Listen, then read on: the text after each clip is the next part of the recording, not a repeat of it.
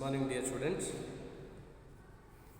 So because of we will start today onwards online classes few days, because see that in our area the pandemic cases, the corona cases are increasing. That's why we will take a decide like this, going online classes, conducting the online classes. So that's why as per the rule of that our institution, we will start online classes today onwards up to few days. This is not to continue a few days. See, regarding the accountancy, in the last class I gave one some question regarding financial statements. ನಾನು yesterday ಒಂದು problem ಕೊಟ್ಟಿದ್ದೆ ನಿಮಗೆ. Financial statement, trading and profit and loss account, balance ಶೀಟ್ನ prepare ಮಾಡೋ ವಿಚಾರವಾಗಿ ಒಂದು question ಕೊಟ್ಟಿದ್ದೆ ಅನಿಸುತ್ತಲ್ವಾ. ಎಸ್, ಆ ಕ್ವಶನ್ಸ್ ನಾವಿಲ್ಲಿ ಸಾಲ್ವ್ ಮಾಡೋಣ. Yes here that is question is I think you have everyone have the question, so directly I will solve that. Now here have the question paper is there. With the help of this information, we will prepare trading and profit and loss account first. Now here, so this is the trading and profit and loss account, and then like balance sheet. Now first prepare trading account and trading and profit and loss account. You know very well how to prepare trading account. Which is the first item in trading account? Right here, opening stock. See, in the question given opening stock, the value of opening stock. Stock of 1/4/2019 is given 1,200 opening stock. And see here in that question, next after that opening stock, next to purchase value is given. You know how much purchase value? Purchase value is 8,900. Because have the returns 8,900 minus purchase return. How much value purchase return? 450. From 8,900 deduct 450. 8,900 minus 450. How much? 8,450 ಬರುತ್ತಲ್ವಾ. Purchase ಆಯಿತು, opening stock ಆಯಿತು, purchase ಆಯಿತು, purchase return ಆಯಿತು. Next direct expenses like wages, carriage, inwards, dock, coke, gas, factory, fire, like that expenses is there. Freight charges ಅಂತಂದು ಏನಂದರೆ ನೋಡಿ. Yes here purchase stock return. Wages ಇದೆ, wages ಬರ್ತೀವಿ. Wages ಏನೋ ನಾವು ಔಟ್ಸ್ಟ್ಯಾಂಡಿಂಗ್ ವೇಜಸ್ ಅಂತ adjustment ನೋಡ್ಬೇಕಲ್ಲ. ಎಸ್ ಇಯರ್ ವೇಜಸ್ಗೆ ಅಡ್ಜಸ್ಟ್ಮೆಂಟ್ ಇಲ್ಲ, ರೈಟ್. ಪುಟ್ ಆಗ್ಬೇಕಲ್ಲ 800 rupees. Next freight charges, trade expenses, advertisement, interest, tax and insurance debtors. Next ಈ ಕಡೆ ಬೈ ಸೇಲ್ಸ್ ಕೊಡಿ. ಸೇಲ್ಸ್ ಎಷ್ಟಿದೆ? Sales value 15,000. ಇದೆ. ಇನ್ನರ್ ಕಾಲಮ್ ಕೊಡಿ, ಬಿಕಾಸ್ ಮೈನಸ್ ಸೇಲ್ಸ್ ರಿಟರ್ನ್ ಇದೆ. ಎಷ್ಟು ಸೇಲ್ಸ್ ರಿಟರ್ನು? 280 ಅಲ್ವಾ. 15,000 ಮೈನಸ್ 280 ಹೋದರೆ 14,720 rupees. Next closing stock. How much closing stock ಎಲ್ಲಿ ಕೊಟ್ಟಿದ್ದಾರೆ? ಅಡ್ಜಸ್ಟ್ಮೆಂಟಲ್ಲಿ ಫಸ್ಟ್ ಒನ್ ಕೊಟ್ಟಿದ್ದಾರೆ. Stock on 31/3/2020 was valued 10,000 rupees. 10,000 rupees ಅಲ್ಲ.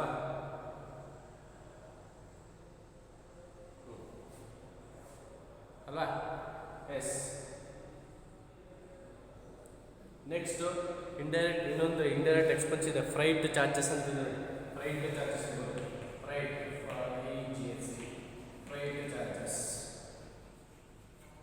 2,000 rupees.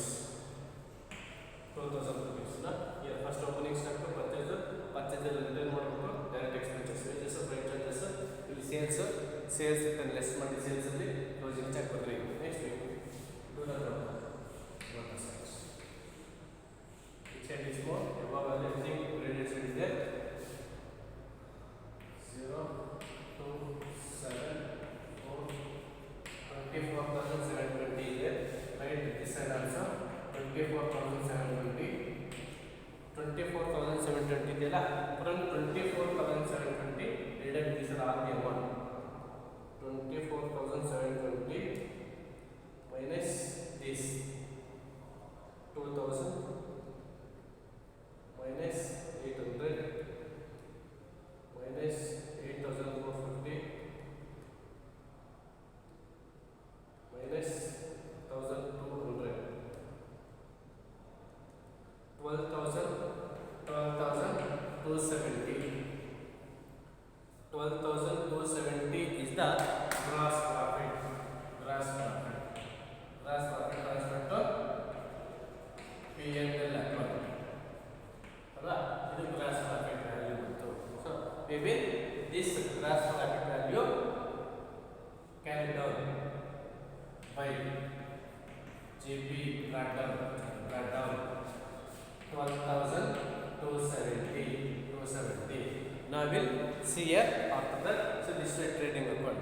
Now we will start profit and loss account with the help of using indirect expenses and revenues and gains. See question ಅಲ್ಲಿ ನೋಡಿ, first capital ಬರೋದಲ್ಲಿ, drawings ಬರೋದಲ್ಲಿ, purchase and sales ಆಯಿತು, stock ಆಯಿತು, return ಆಯಿತು, wages ಆಯಿತು, buildings ಇಲ್ಲಿ ಬರೋಲ್ಲ, ಫ್ರೈಟ್ ಚಾರ್ಜಸ್ ಇಲ್ಲಿ ಬರೋಲ್ಲ, ಟ್ರೇಡ್ ಎಕ್ಸ್ಪೆನ್ಸಸ್ ಅಂತಿದೆಯಲ್ಲ, trade expenses, all indirect expenses are considered here. Trade expenses how much here? 200.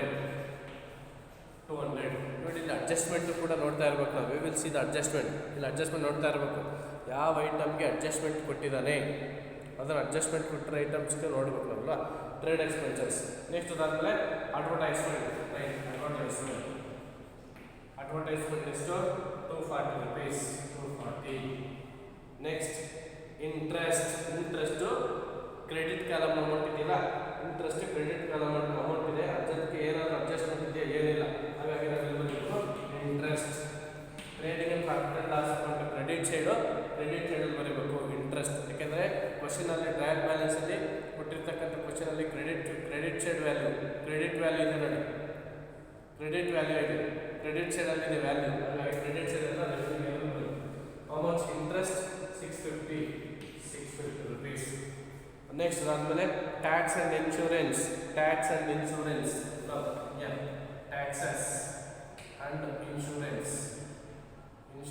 ಅದಕ್ಕೆ ಏನಾದರೂ ಅಡ್ಜಸ್ಟ್ಮೆಂಟ್ ಇದೆ ನೋಡಬೇಕು. ಟ್ಯಾಕ್ಸ್ ಆ್ಯಂಡ್ ಇನ್ಶೂರೆನ್ಸ್ ವ್ಯಾಲ್ಯೂ ಎಷ್ಟಿದೆ?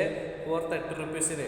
ಅದಕ್ಕೆ ಏನಾದರೂ ಅಡ್ಜಸ್ಟ್ಮೆಂಟ್ ಇದೆಯಾ? ಅಡ್ಜಸ್ಟ್ಮೆಂಟಲ್ಲಿ ಇದೆ ನೋಡಿ, second one, insurance prepaid to the extension of 100 ಅಂತಿದೆ ನೋಡಿ, ಪ್ರೀಪೇಯ್ಡ್ ಇನ್ಶೂರೆನ್ಸ್ ಅಂತಿದೆ.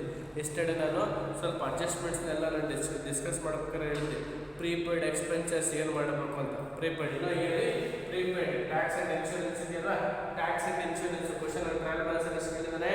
430 rupees ಹೇಳಿದ್ದಾನೆ. ಮಕ್ಕಳಿದ್ದಾರೆ 430 rupees. ಅಡ್ಜಸ್ಟ್ಮೆಂಟಲ್ಲಿ ಏನು ಹೇಳಿದ್ದಾನೆ? ಅಡ್ಜಸ್ಟ್ಮೆಂಟಲ್ಲಿ insurance prepaid to the extension of 100 prepaid expenses less ಮಾಡಬೇಕು. Less prepaid expenses how much? 100. From 430 deduct 100, 330. Put outer column. But all adjustments are recorded in 2 times. One time is trading and profit and loss account debit side. So this time is prepaid expenses asset side ಅಲ್ಲಿ ತೋರಿಸ್ತೀವಲ್ಲ. Next ಅದಾದಮೇಲೆ ಡೆಟಾಸ್ and creditors ಇದೆ, ಅದು ಬರಲ್ಲ ಇಲ್ಲಿ. Next bills receivable, bills payable ಇದೆ, ಬರಲ್ಲ. Cash salaries ಅಂತಿದೆ. Salaries indirect expenses, right? ಸ್ಯಾಲರೀಸ್ಗೆ ಏನಾದರೂ ಅಡ್ಜಸ್ಟ್ಮೆಂಟ್ ಇದೆಯಾ ನೋಡಿ ಕ್ವಶನಲ್ಲಿ.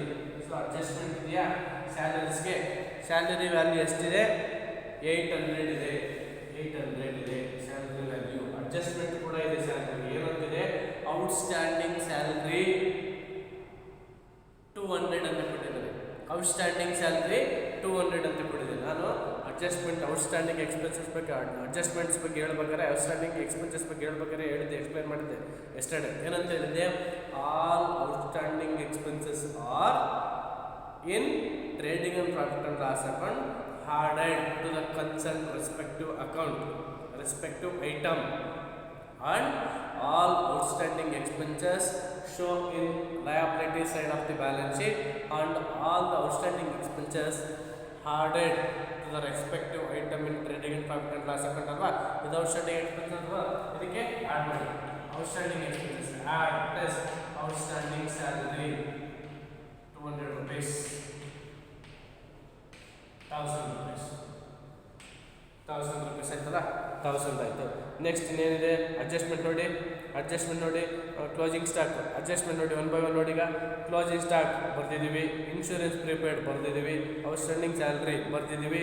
ನೆಕ್ಸ್ಟ್ ಡಿಪ್ರಿಸಿಯೇಟ್ ಬಿಲ್ಡಿಂಗ್ಸ್ ಅಂತ ಹೇಳಿದ್ದಾನೆ, ಡಿಪ್ರಿಸಿಯೇಟ್ ಬಿಲ್ಡಿಂಗ್ಸ್ ಅಂತ ಹೇಳಿದ್ರೆ ಇದು ಬರ್ದಿರಲ್ಲ, ಡಿಪ್ರಿಸಿಯೇಟ್ ಬಿಲ್ಡಿಂಗ್ಸ್ ನೋಡಿ.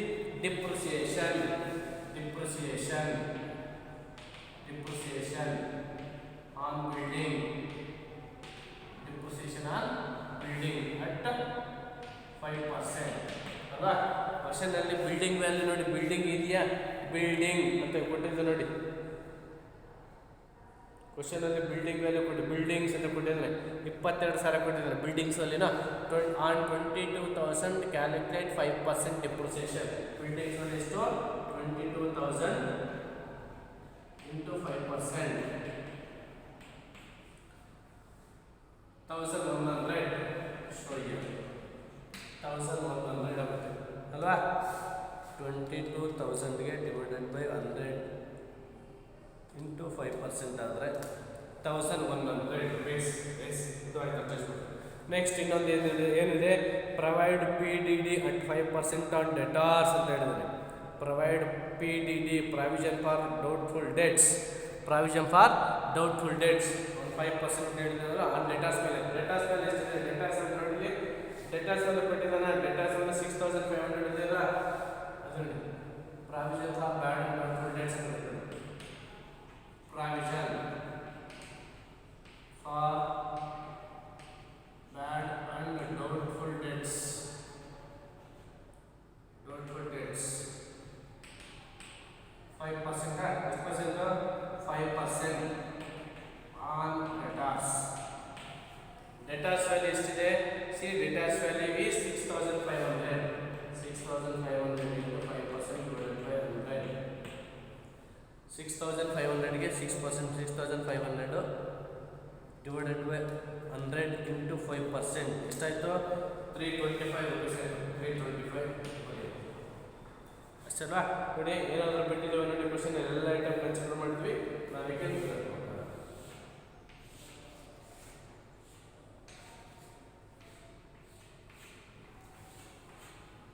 12,270 ಪ್ಲಸ್ 650 ಎಷ್ಟಾಯ್ತು ನೋಡಿ.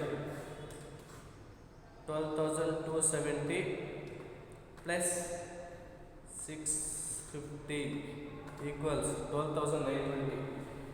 12,920 12,920 ಫ್ರಮ್ 12,920 ಇಸ್ ಆಲ್ ಡಿಡಕ್ಟ್. ಇದನ್ನೆಲ್ಲ ಡಿಡಕ್ಟ್ ಮಾಡಿ 200 plus 240 plus 330 plus 1000 plus 1,100 plus 325 ಅಲ್ವಾ. ಎಷ್ಟಾಯ್ತು, ಫ್ರಮ್ 12,920ನಲ್ಲಿ deduct 3,195 minus 12,920 9,725. Yes, increase 9,725 net profit, net profit ಅಲ್ವಾ. Net profit 9,725. So this is ಅರ್ಥ ಆಯ್ತಲ್ಲ, ಅರ್ಥ ಆಗಿದೆ ಅಂದ್ಕೊಳ್ತೀನಿ. If have any doubts ask, ಕೇಳಬೇಕಾದ್ರೆ ಫೋನ್ ಮಾಡಿ ಕೇಳಬೇಕು. ಎಸ್, ನಾನು ಬ್ಯಾಲೆನ್ಸ್ ಶೀಟ್ ಮಾಡಿ. Balance sheet format is, liabilities, amount, assets, amount ಅಲ್ವಾ. ಫಸ್ಟ್ ಏನಿರಬೇಕು, ಕ್ಯಾಪಿಟಲ್. ಕ್ಯಾಪಿಟಲ್ ಎಷ್ಟು ಕೊಟ್ಟಿದೆ ನೋಡಿ ಕ್ವಶನಲ್ಲಿ. ಕ್ಯಾಪಿಟಲ್ ರುಪೀಸ್ ಹೌ ಮಚ್, 30,000 ಆಮೇಲೆ plus net profit NP. How much NP, 9,725 39,725 39,725 minus anything is there, drawings, income tax is there, see drawings ಇದೆಯಲ್ಲ, drawings 1760 ಇದೆ. Drawings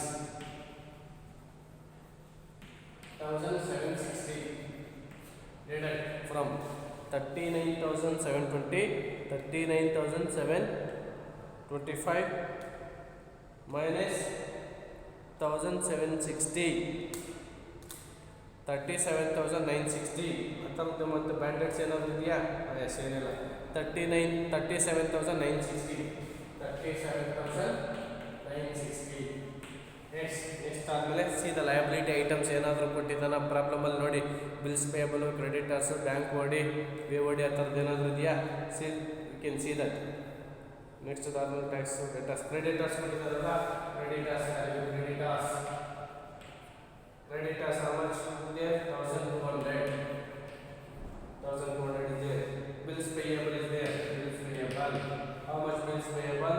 700. That's all. Yeah. Sir, you see. Next, outstanding expenses. Outstanding ಅಂತಿದ್ದೀರಿ. Outstanding salary. How much? Outstanding salary how much? 200 rupees outstanding. This is the liability sides. See the assets here. First you can write assets. All the assets given in the question. First asset is given buildings. Buildings is given. First write cash value. Cash in hand, cash and bank. Cash in hand. Cash in hand how much? 190. Cash at bank. Cash at the bank 1,200. Next, bills receivable 1,500. Bills receivable 1,500. Debtors inner column ಬರಬೇಕು. Adjustment ಇತ್ತಲ್ಲ, ಬ್ಯಾಡ್ dates PBD ಇತ್ತಲ್ಲ, ಅದಕ್ಕೆ inner column. ಡೆಟಾಸ್ ಎಷ್ಟಿದೆ? 6,500. 6,500 ಇದೆಯಲ್ಲ, 6,500 minus PBD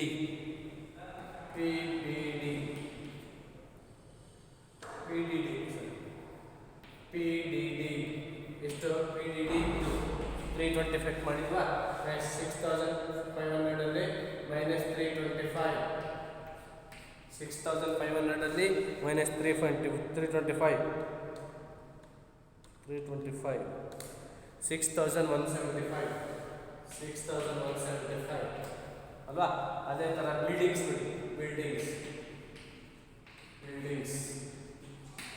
building value ಎಷ್ಟಿದೆ? 20,000 ಅನ್ಸುತ್ತೆ may be. Building 22,000 ಇದರಲ್ಲಿ less depreciation ಅದು ಕ್ಯಾಲ್ಕುಲೇಟ್ ಮಾಡಿದ್ರೆ ಡಿಪ್ರಿಸಿಯೇಷನ್ 1,100 ಅಂತ, ಲೆಸ್ 1,100. 22,000 ಅಲ್ಲಿ 1,100 ಡಿಡಕ್ಟ್ ಮಾಡಿ. 22,000 ಮೈನಸ್ 1,100 20,900. 20,900. ಎಸ್. ನೆಕ್ಸ್ಟ್ ಅದಾದಮೇಲೆ all assets are recorded, I think. Yes. ಅದೇ ಥರ ಪ್ರೀಪೇಯ್ಡ್ ಎಕ್ಸ್ಪೆನ್ಸಸ್ ಅಂತಿದ್ರೆ ಪ್ರೀಪೇಯ್ಡ್ ಎಕ್ಸ್ಪೆನ್ಸಸ್ ರೆಕಾರ್ಡ್ ರುಪೀಸ್ 100. ಇಲ್ಲಿ ನೋಡಿ, ಪ್ರೀಪೇಯ್ಡ್ ಎಕ್ಸ್ಪೆನ್ಸಸ್ ಡಿಡಕ್ಟ್ ಮಾಡಿದ್ವಿ. Prepaid expenses 100 rupees. ಲಾಸ್ಟ್ಗೆ closing stock. Yes. Okay. Through the total of both the sides. See, this is first asset side ನೋಡಿ. Asset side ಯಾರು? First 20,900 plus 100 plus 6,170 plus 175 plus 5 6,175 plus 1,500 plus 1,200 plus 190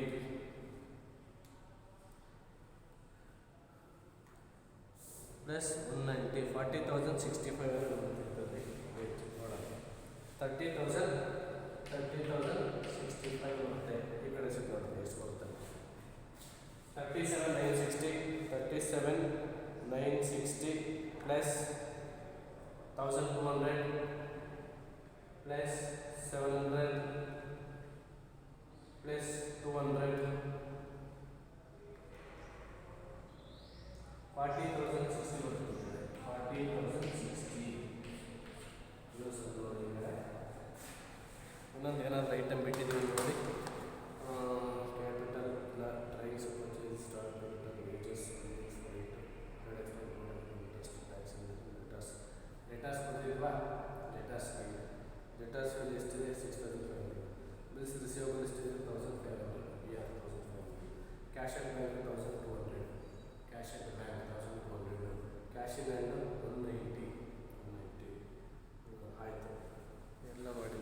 closing stock value ಬರ್ತದೆ 10,000 item ಬರ್ತಿದೆ, value ಬರ್ತಿದೆ, ಇಲ್ಲಿ ಕೂಡ ಅಷ್ಟೇ 40,060 closing stock value ಬರ್ತಿರಲಿಲ್ಲ, ಈಗ ಬರೆಯೋದು ಸರ್ ಇಷ್ಟು. This is the problem. ಅರ್ಥ ಆಯ್ತಲ್ಲ? Okay, thank you.